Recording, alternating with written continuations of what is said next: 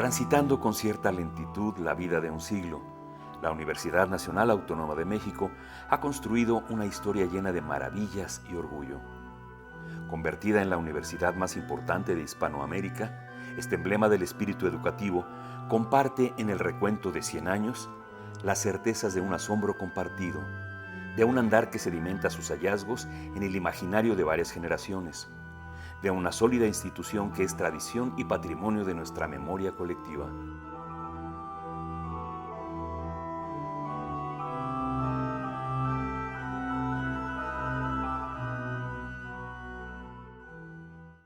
En el mes de septiembre de 1910, México se regocijaba con las llamadas Fiestas del Centenario. Por todas partes se realizaban actos protocolarios y ceremonias cívicas. Se inauguraron institutos, edificios públicos, monumentos históricos.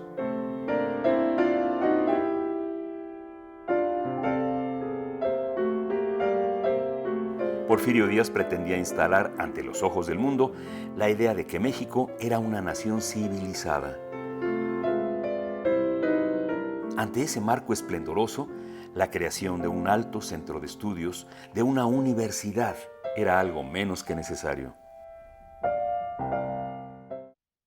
Tras los fastuosos festejos del 15 y 16 de septiembre, que incluyeron míticos desfiles,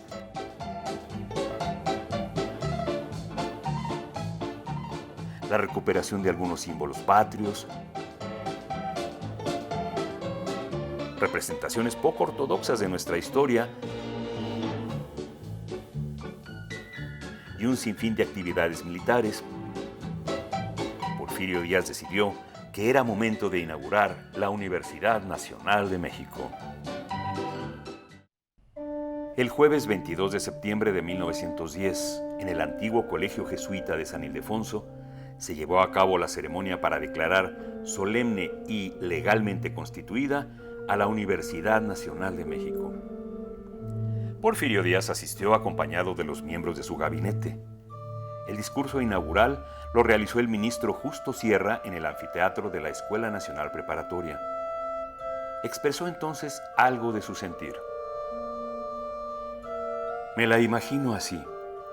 Un grupo de estudiantes de todas las edades, sumadas en una sola, la edad de la plena aptitud intelectual, formando una personalidad real a fuerza de solidaridad y de conciencia de su misión, y que recurriendo a toda fuente de cultura, brote de donde brotare, con tal que la linfa sea pura y diáfana, se propusiera adquirir los medios de nacionalizar la ciencia, de mexicanizar el saber. Una vez concluido el acto, tuvo lugar una memorable procesión en la que participó toda la clase política y académica del México porfirista. En medio de una valla de soldados, conteniendo de fondo los acordes del himno nacional y ante la presencia de un gran número de transeúntes, la columna partió de San Ildefonso y se dirigió al edificio de la recién creada Escuela de Altos Estudios. Ahí, en el salón de actos, fue instalado el claustro de la Universidad Nacional y se le tomó la protesta al primer rector, Joaquín Eguía Liz. La creación en 1910 de la Universidad Nacional de México no implicó en aquel momento la construcción de nuevos espacios ni la renovación de sus antiguas instalaciones. Se determinó que los 4 principales centros de educación superior y la Escuela Nacional Preparatoria conformaran el cuerpo académico de la universidad. Así, la Escuela de Ingenieros, la Escuela de Jurisprudencia, la Escuela de Medicina y la Escuela de Altos Estudios cimentaron las bases definitivas de la Universidad Nacional.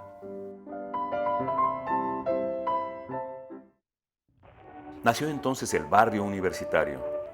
Contenidas las escuelas dentro de los límites del centro de la ciudad, aquella generación de estudiantes acentuó con su estilo de vida o sus correrías estudiantiles una forma de ser y pensar el mundo que transformó en algún sentido la vida provinciana y pajarera de sus habitantes.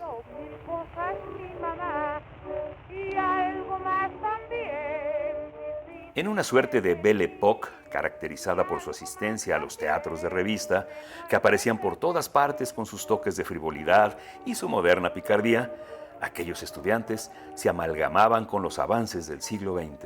Ya basta, caballero, deje de tocar, que si no la corriente se me va a acabar. Más cerquita, por favor, estoy lista, sí, señor. Los estudiantes eran dueños de aquellos espacios y se enfrentaban a la tentación cotidiana de asistir a los lugares de moda. Vestidos con las galas que la modernidad les proporcionaba, asistían asimismo a la calle de Plateros a contemplar las hermosas mujeres que por ahí paseaban y, por supuesto, asistían al cinematógrafo, el universo contemplativo de las imágenes en movimiento que permitían contemplar las vistas traídas de Francia, Italia o los Estados Unidos. Y acaba la película cesando la ilusión y queda el blanco lienzo para otra sesión. Tal era el éxito entre los estudiantes que la sociedad Escuela de Ingenieros logró la aceptación para la tarifa de estudiantes los días martes. Y sale todo el público de los cinematógrafos y todo entusiasmático diciendo sin cesar: ¡ay, qué película, película, película, película, película, película, película, película sensacional! La generación de estudiantes de 1910 nació bajo el régimen político de Porfirio Díaz. Ellos eran en cierta medida conservadores y simpatizaban con el régimen porfirista. Aún así, en septiembre de 1910 organizaron su primer Congreso Nacional de Estudiantes en el que propusieron ciertas transformaciones de carácter pedagógico, solicitaron cambios en las formas de evaluación y reclamaron tener mayor injerencia en las decisiones académicas. Estos jóvenes fueron, en rigor, la primera generación de la Universidad Nacional de México. Alfonso Reyes, estudiante en ese momento, denominó Generación del Centenario al grupo de jóvenes que coincidían en la vida universitaria y en el universo de las letras. Aquellos que, como él mismo describe, caminaban por los patios de San Ildefonso. Era obvio que mencionara que los dos centros de estudio más trascendentales de la época lo constituyeran la Escuela Nacional Preparatoria, que es la base de todas las carreras liberales y es la única que abarca la doctrina educacional de la época, y por supuesto, la Escuela Nacional de Jurisprudencia, que es la punta aguda que orienta preferentemente la vida pública. Cabe mencionar que la Escuela Nacional de Jurisprudencia contaba con un menor número de alumnos que las escuelas de medicina y de ingenieros.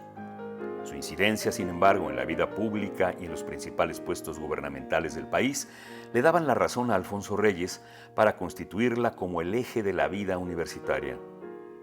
El otro sostén, a decir de Reyes, la Escuela Nacional Preparatoria concentraba el 50% del alumnado total de la universidad.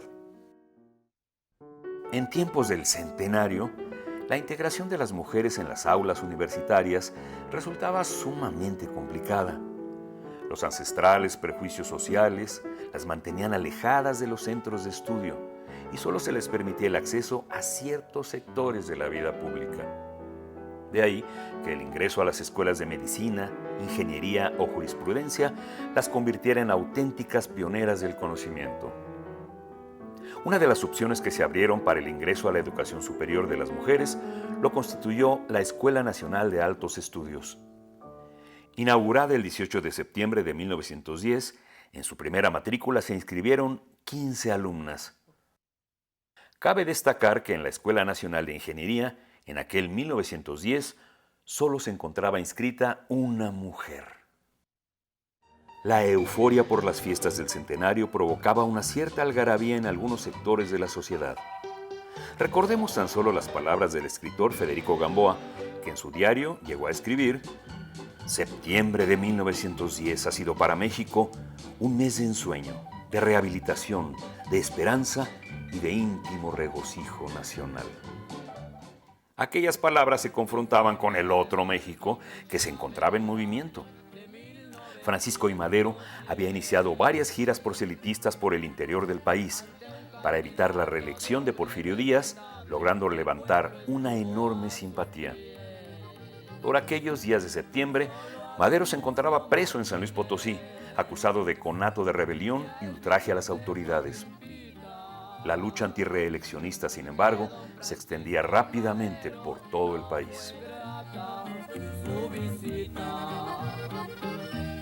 Ciudadanos libres de Estado de Puebla, amigos del pueblo entero, querían que en su gira corta y pasajera viniera el señor Madero. Y para agravar aún más la situación, en aquellos meses se registró un alza del costo de la vida como consecuencia del incremento a la demanda de bienes y servicios que generaba la presencia de más de 100,000 visitantes que llegaban a la ciudad para participar en los festejos. Los hoteles, restaurantes y bienes de consumo elevaron sus precios notablemente y el gobierno intentó, sin éxito, poner límites a los comerciantes abusivos con amenazas incluso de clausurar establecimientos. Era un hecho que los ánimos se encontraban exaltados y que había que prepararse para lo que se venía.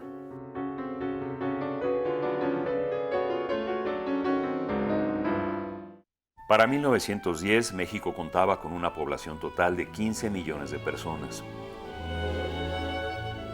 La Ciudad de México, reflejo fiel del crecimiento demográfico del país, tenía algo más de 720,000 habitantes. Con esas cifras se hablaba de un considerable crecimiento de la población.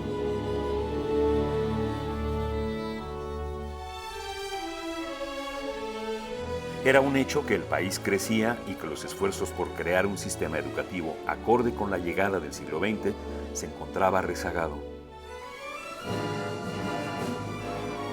En aquel 1910, solo 1,969 jóvenes pertenecían a la Universidad Nacional de México. Esos eran los números del atraso. Por todo ello, la propuesta que Justo Sierra planteó ante el Congreso desde 1881 era no solo necesaria, sino prioritaria. México requería de un proyecto educativo fuerte, sólido, que trazara lineamientos y perspectivas a la enseñanza superior del país. Justo Sierra fue el artífice del nuevo proyecto universitario.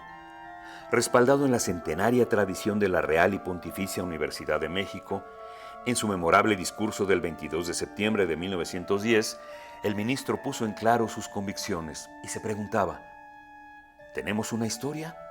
No. La Universidad Mexicana que nace hoy no tiene árbol genealógico. Tiene raíces, sí, las tienen una imperiosa tendencia a organizarse. No puede, pues, la universidad que hoy nace tener nada de común con la otra. Los fundadores de la universidad de antaño decían: la verdad está definida, enseñadla. Nosotros decimos a los universitarios de hoy: la verdad se va definiendo, buscadla. Aquellos decían: sois un grupo selecto encargado de imponer un ideal religioso y político resumido en estas palabras: Dios y el Rey. Nosotros decimos: sois un grupo de perpetua selección dentro de la substancia popular y tenéis encomendada la realización de un ideal político y social que se resume así: democracia y libertad.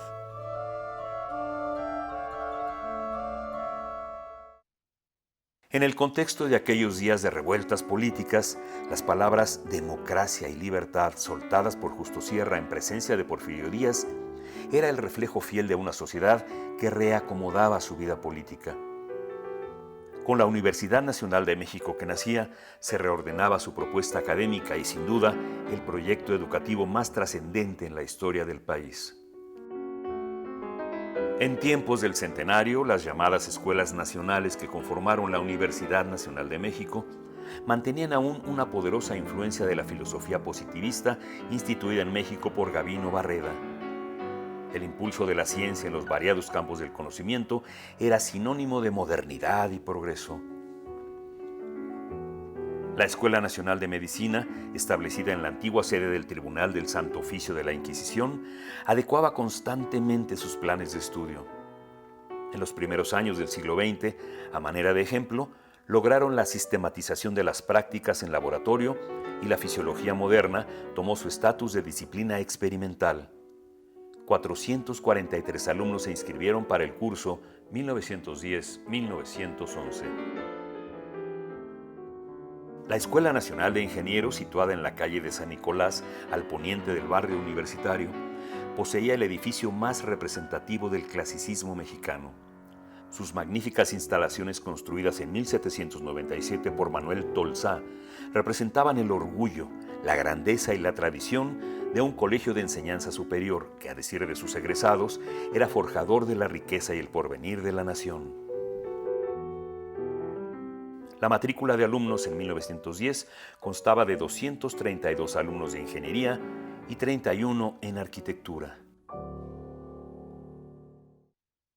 Por su parte, la Escuela Nacional de Jurisprudencia, orgullo de los detentadores de la vida pública de México, ocupaban una parte reacondicionada del convento de Santa Catalina de Siena. Imbuidos del mismo espíritu positivista de las otras escuelas, la de jurisprudencia actualizó sus planes de estudio y sistemas de enseñanza que por décadas no habían sido actualizadas. Se fue poniendo fin a los estudios basados en la numerosa y caótica legislación española para dar paso al modernismo del pensamiento francés.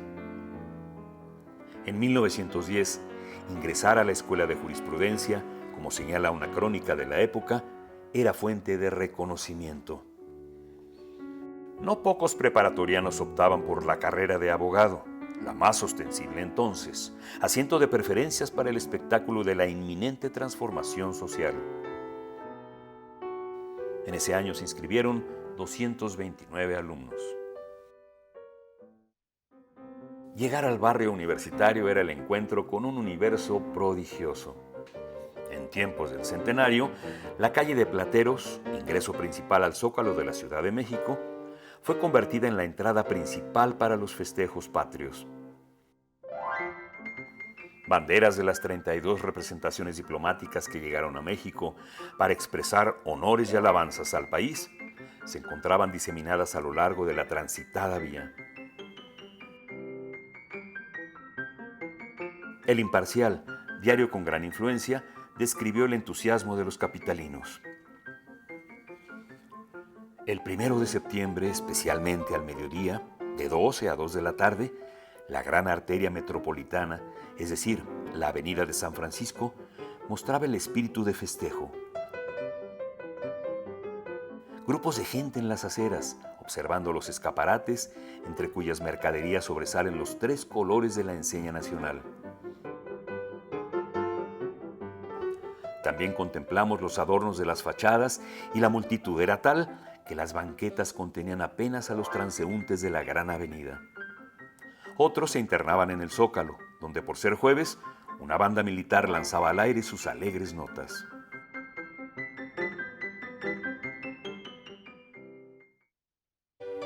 Por esas calles discurrían por las tardes los jóvenes universitarios. Entre las diversiones, los estudiantes contaban con una amplia oferta de actividades artísticas.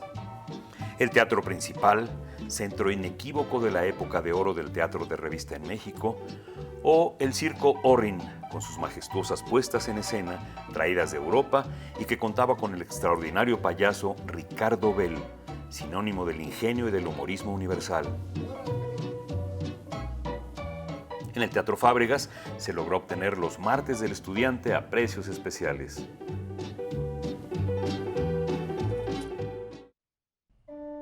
Si algo se acomodó a la vida cotidiana del barrio universitario, fueron los espacios creados para el disfrute de la cultura y la educación. En principio, cada recinto estudiantil mantuvo un servicio de bibliotecas que incluso llegaba a cerrar a la medianoche. Para la Universidad de Justo Sierra, las bibliotecas estaban concebidas para la docencia, la investigación y sobre todo el servicio a la comunidad. Y qué decir de las librerías, que se extendían por varias de sus calles y que eran tan famosas como la librería Porrúa Hermanos, que en el año de 1910 se trasladó a la esquina del Relox y Donceles, a unos metros de la escuela preparatoria. La librería de Mariano Galván, reconocida por la edición de sus famosos calendarios, o la librería y editorial Botas, ubicada en la calle de Bolívar.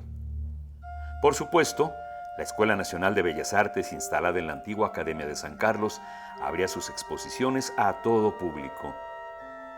Una de esas exposiciones se dio en el marco de las fiestas del Centenario, el 19 de septiembre, con la asistencia del ministro Justo Sierra. A partir de estos espacios de celebración académica, el espíritu universitario se adentró por calles, plazas o plazuelas del centro de la ciudad, que eran el lugar popular por excelencia.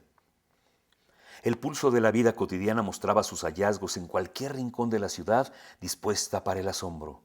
Tú eres hijo, yo chispas agua, si marihuana, yo fumador. Si eres cubeta, seré yo el agua, si eres escoba, patinador. Si eres del riño, seré tabique, si eres tequila, seré barril. Si tú eres...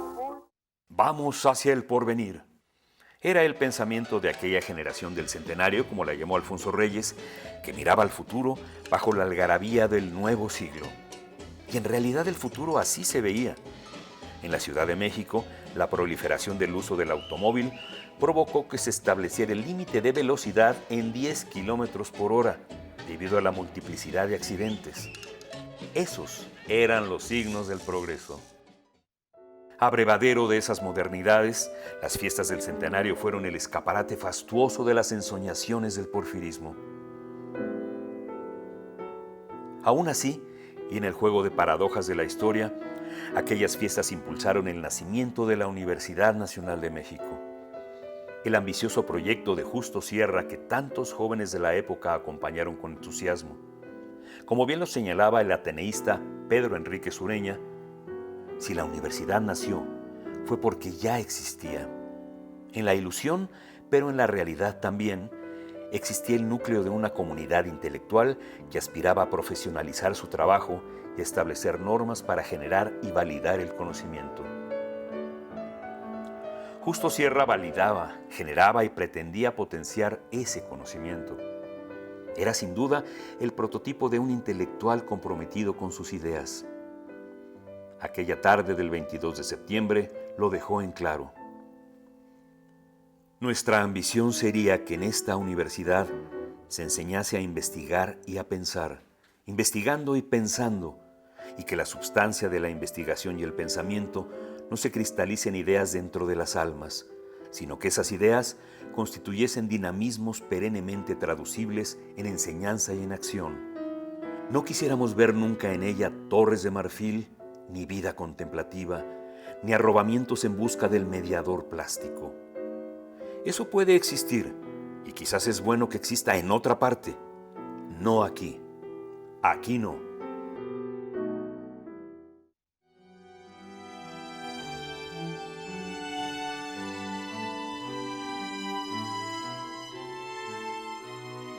La Universidad de Justo Sierra se construyó de palabra y de memoria.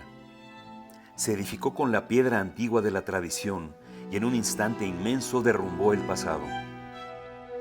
No hay contradicción. La Universidad Nacional de México apostó por el futuro. Llegó el tiempo de José Vasconcelos, que recuperó a la universidad de las ruinas provocadas por la Revolución y alojó públicamente nuestra cultura en los viejos palacios del centro de la ciudad.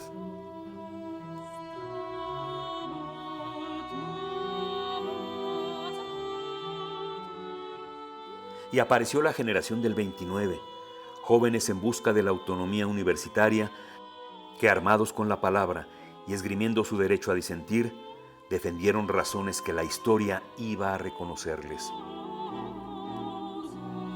Y los universitarios abandonaron un día su viejo barrio y expandieron su espíritu al sur de la ciudad.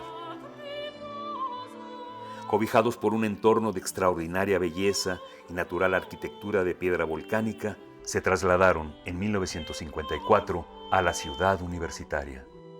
Y un día del año 68, el rector Javier Barros Sierra, apoyado en los afanes democráticos de los universitarios, marchó por la ciudad para reencontrar el respeto y la dignidad que el poder autoritario pretendía negarle.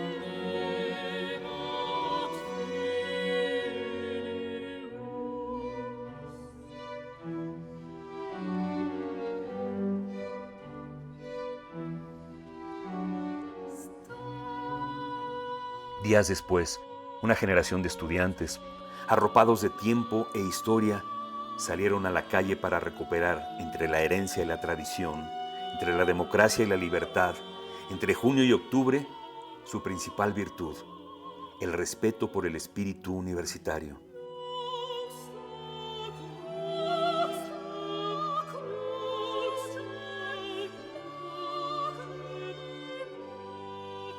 Pasados los días y los años, el campus de la ciudad universitaria fue declarado en 2007 Patrimonio Cultural de la Humanidad por la UNESCO.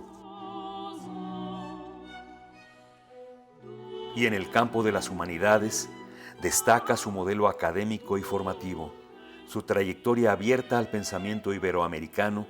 Por todo ello, en el año de 2009 se le concedió el Premio Príncipe de Asturias de Comunicación y Humanidades.